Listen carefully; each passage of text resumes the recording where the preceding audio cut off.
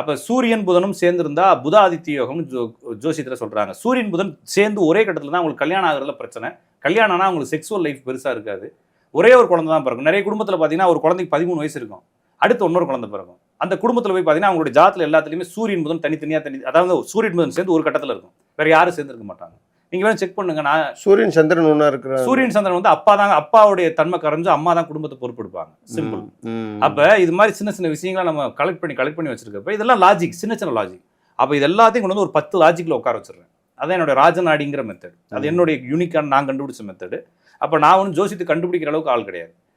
ஒரு கம்ப்யூட்டர் வந்து ஜோசியம்னா நான் அதில் ஒரு மென்பொருள் சாஃப்ட்வேர் கண்டுபிடிச்சிருக்கேன் அப்படின்ற மாதிரி தான். அப்போ என்னுடைய மெத்தட்லாம் நான் சொல்லிக் கொடுக்குறேன் ஈஸியாக. என்னுடைய மெத்தட் நீங்கள் ஒரு நாள் கற்றுக்கிட்டீங்கனாலும் பலன் சொல்லலாம். ஏன்னா லாஜிக் சின்னதான். இந்த லாஜிக்கை நீங்கள் எங்கே உட்கார வைக்கணுன்றது கற்றுக்கிறது கொஞ்சம் டைம் எடுக்கும். நான் கற்றுக்கிறோன்னு இல்லையா சார், உங்களுக்கு நிறைய கிளைண்ட்ஸ் வர போகிறாங்க. அது இப்போயே என்னால் அப்பாயின்மெண்ட் போட முடிய அளவுக்கு கிளைண்ட் இருக்காங்க. ஏன்னா ஒருத்தவங்க நான் வந்து நிறைய நேரம் பேச மாட்டேன். ஏன்னா உங்களுடைய பிரச்சனை என்னன்னு தெரிஞ்சு இப்போ ஜாதத்தை கொடுத்தோன்னே நீங்கள் இதுக்கு தான் வந்திருக்கிறீங்க.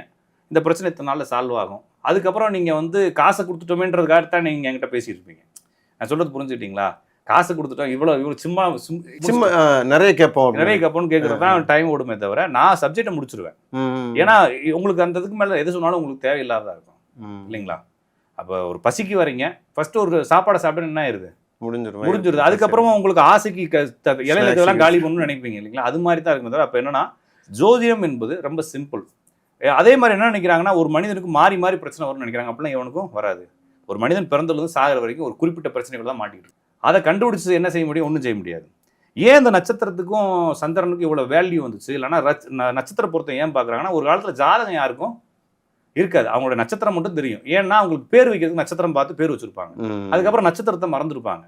அப்போ இந்த நட்சத்திரத்தில் பிறந்தவனுக்கு இந்த பேர் இருக்கிறவனுக்கு இந்த நட்சத்திரம் இருக்குன்னு சொல்லி நாங்கள் எடுத்து ரிவர்ஸ் தியரி பண்ணிக்கிட்டு நாங்கள் இந்த நட்சத்திரத்துக்கு இது பொருந்துன்னு பார்க்கறதுக்காக நட்சத்திர பொருத்தம் பார்க்குறாங்க தவிர நட்சத்திர பொருத்தம் ஆதி நூல்களில் கிடையாது.